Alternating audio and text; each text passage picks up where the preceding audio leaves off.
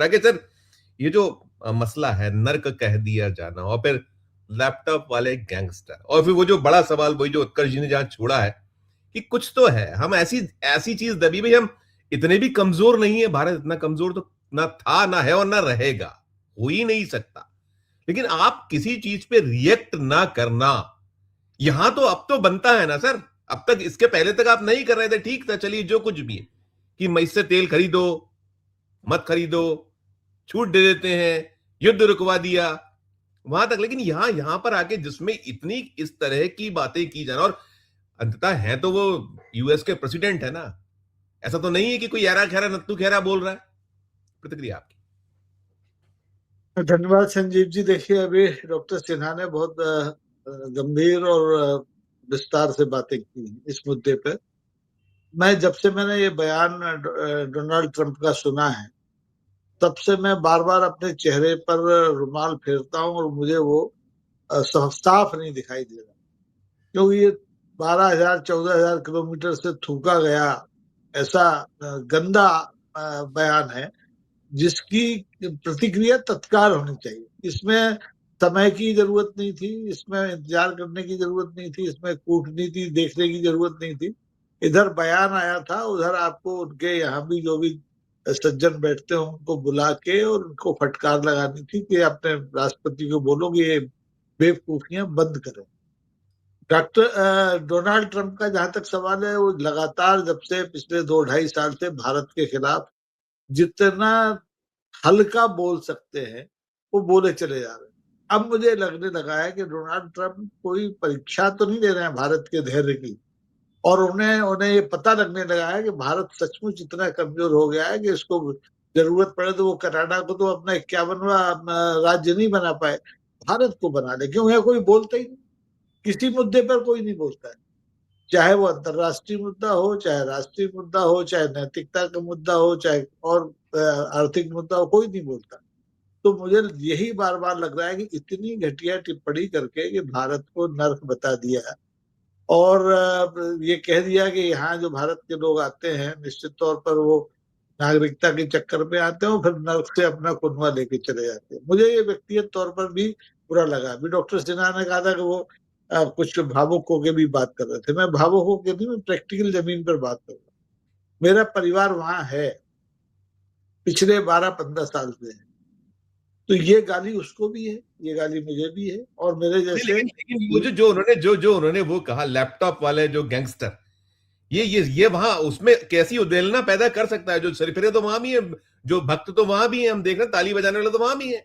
नहीं, निश्चित तौर पर देखिए, उनका ये जो बयान है वो कोई अप्रत्याशित बयान नहीं, ये टोटली चुनावी बयान है, जो वहां अभी चुनाव सिर पे खड़े हैं।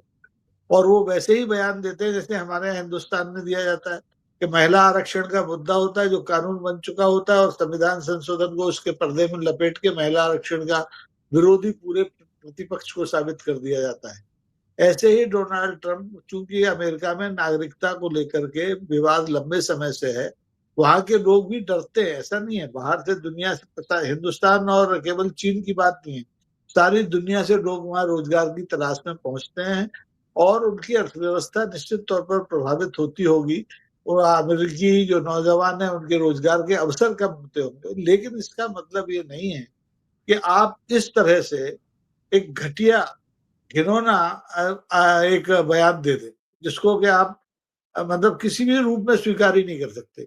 अभी सिन्हा साहब ने कहा वो बहुत गंभीर मामला है कि छोटे छोटे देश जो ना प्रभुता के मामले में भारत के बराबर है, ना आबादी के मामले में बराबर है, ना अर्थव्यवस्था के मामले में, ना बाजार के मामले में, वो अमेरिका के हर इस तरह के बयान की निंदा करते हैं, खुलकर बोलते हैं। चाहे वो पनामा नहर की बात हो, चाहे ग्रीनलैंड का मुद्दा हो, चाहे कोलंबिया का मामला हो।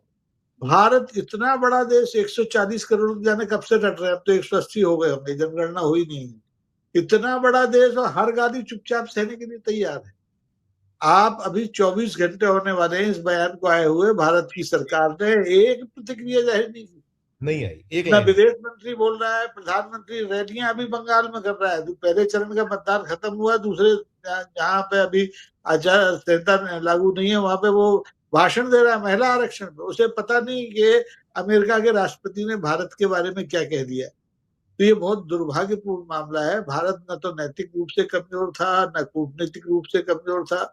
उसे एक अच्छी विरासत मिली थी, लेकिन जो आज का मौजूदा नेतृत्व है उसने इन सबको बर्बाद कर दिया। कभी फाइलों में लपेट के कर दिया, कभी अडानी अंबानियों से जालसाजियां करा के ये रट्टे पैदा कर दिए।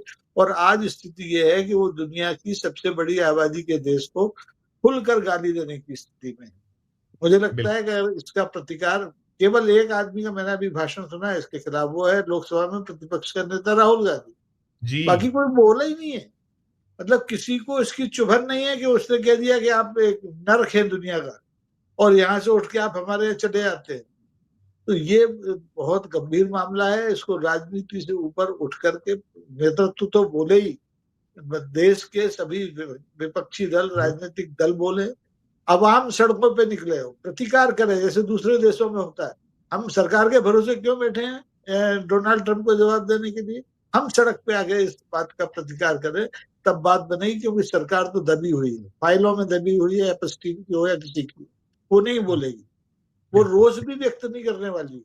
तो इस दुर्भाग्यपूर्ण स्थिति में जबकि सरकार पर मतलब देश के स्वाभिमान का पर हमला हुआ है, देश की संप्रभुता पर हमला हुआ है और सरकार हमारी लगी हुई है चुनाव, ऐसी सरकार भाड़ में जाए, ये जनता जब कहेगी तब बात बनेगी। अन्यथा अभी हमारे डोनाल्ड ट्रंप आने वाले दिनों में और गालियां देंगे और हमें वो सुनने के लिए चुपचाप अभिशप्त होकर सुनना पड़ेगा। जी का स्वागत करूंगा। एक प्रतिक्रिया राजू जी से। राजू जी देखिए, सवाल वही है, लगातार हम लोग पहले चरण में, मुझे दूसरे चरण बहुत इंपॉर्टेंट इलेक्शन पे बात करनी है। दोनों, चाहे जो पश्चिम बंगाल में पहला चरण है और दूसरा चरण तमिलनाडु जो एक चरण में होना है, सेकंड फेज अभी होगा, उस पर भी पूछूंगा। लेकिन मैं ये है कि कब तक ये कृष्ण की भूमिका में, कब तक कि शिशुपाल जो है करते जा रहा है गलतियां 100, और ठीक है वो शिशुपाल, या लेकिन है तो ऐसी ही ना कि एक के बाद जो बात शुरू हुई थी हथकड़ी बेड़ी, वहां से लेकर अब तक, और अब जो कहा है ये तो बेहद इतना ज्यादा हम कह रहे हैं बार बार कि दिल को झकझोर रहा है। और हमारे जो हुक्मरान है उनका दिल नहीं कहीं हो रहा है। 24 घंटे ज्यादा का वक्त हो गया, कोई प्रतिक्रिया नहीं। छोटी सी टिप्पणी आप, क्योंकि बहुत सारी बातें होंगी जो नई चीजें आप सुन के छुट्टी में वो करिएगा, फिर मैं इस पे तमिलनाडु, उस पर बात करूंगा, पश्चिम बंगाल। माफ कीजिएगा राजू जी।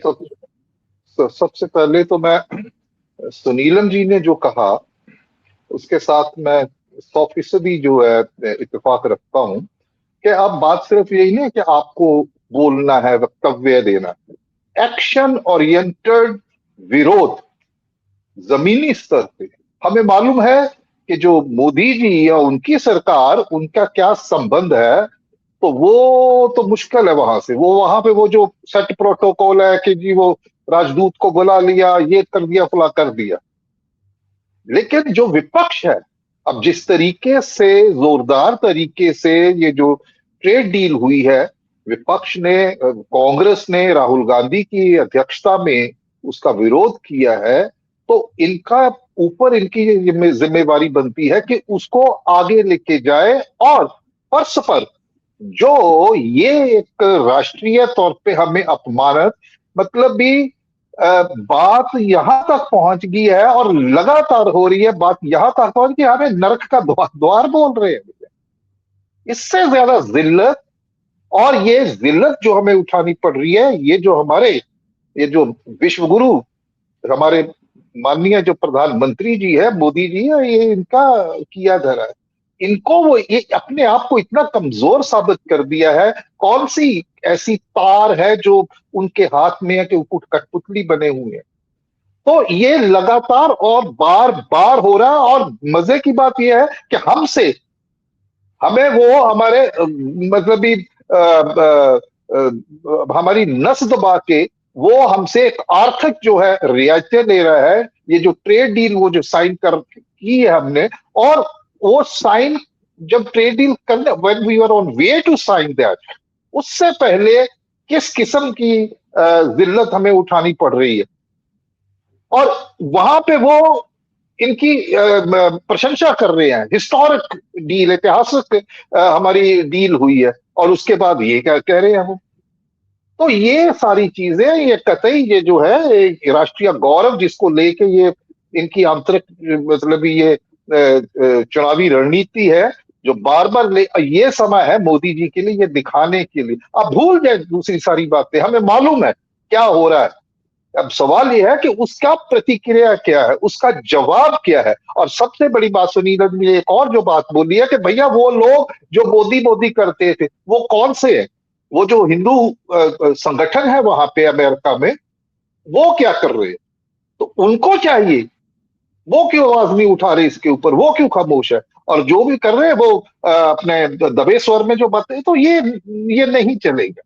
तो राष्ट्रीय वैश्विक स्तर पे जो हमारा ये कर रहे हैं, तो ये बिल्कुल एक ऐसा निकम्मापन है। ये जो वहां पे गला फाड़ फाड़ के ये बोल रहे हैं पश्चिम बंगाल में, और जी खड़गे जी ने ये बोल दिया तो एफआईआर कर दो, राहुल गांधी ने ये कर दिया, दोहरी नागरिकता, ये कर दो वो कर दो। तो अब क्या हो रहा है, तो मतलब मैं इतना बोल दिया, इससे आगे क्या क्या बोला जाए। तो सबसे बड़ी बात है कि एक एक्शन ओरिएंटेड विरोध पूरे देशव्यापी ये होना चाहिए, और विपक्ष को उसमें अगुवाई करनी चाहिए, और इनको दिखाना चाहिए कि ये कैसे इस लेवल पे जाके भी जब हमें जिल्लत उठानी पड़े तो ये कैसे इनके मुंह बंद है, और वहां पे विपक्ष जो है वो रोल निभाए जो कि इनको निभाना चाहिए, ये होना चाहिए। और दूसरे वहां पे, क्योंकि अभी ये एक इवॉल्विंग, एक डेवलपिंग सिचुएशन है, तो आने वाले समय में देखिए क्या हो। मुझे लगता है वो बंगाल में इतने बिजी हैं, उनको ये चिंता कि ये जीते भाड़ में जाए देश। ठीक ठीक ठीक।